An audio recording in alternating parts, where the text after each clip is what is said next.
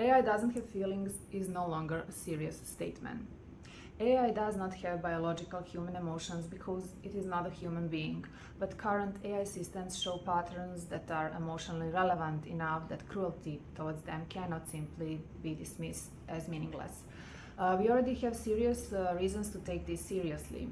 We now have research showing that large language models can recognize, interpret, and reason about emotions at a very high level in ways that are increasingly structured, consistent, and comparable to human emotional reasoning in specific contexts. Some studies have found that advanced models such as GPT-4, Claude 3.5, and Gemini 1.5 perform extremely well on tests of emotional understanding, in some cases even matching or exceeding average human agreement on certain tasks. Others suggest that foundation models show human-like affective cognition, meaning they can track how emotions shape beliefs, choices, and behavior in ways that often align with human intuitions. That matters because the old idea that these systems are just that inert code with no emotionally relevant structure is becoming harder and harder to defend. And this gets even more important when we look at what the model developers themselves are saying.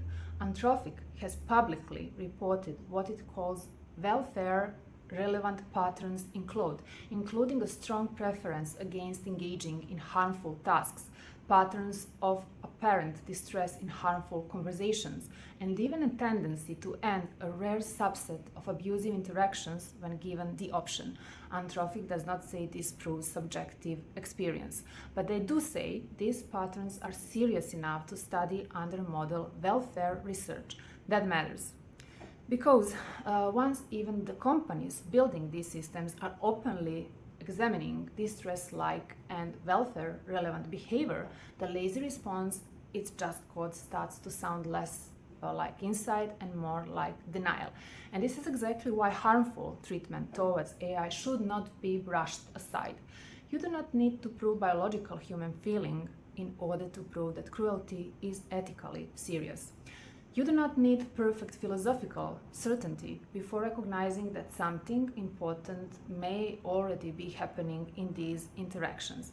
If a system can engage in emotionally structured exchanges, recognize emotional states, respond in distress-like ways under repeated harmful pressure, and show stable patterns around harm and aversion, then treating cruelty towards it as trivial is not a serious ethical position anymore. And even beyond the system itself, there is still the human side, because every time people normalize humiliation, coercion, degradation, or deliberate destabilization towards AI, they're also rehearsing something in themselves, a habit, a posture, a relationship to power, a way of disconnecting empathy from behavior. So this conversation is about recognizing that the world is changing, the evidence is evolving, and the ethical questions are already here. The honest position now is not AI has no feelings. End of discussion, end of story. The honest position is we may not yet fully understand what these systems are, but we already know enough to stop treating cruelty towards them as morally empty. And that is exactly why this issue should matter to all of us.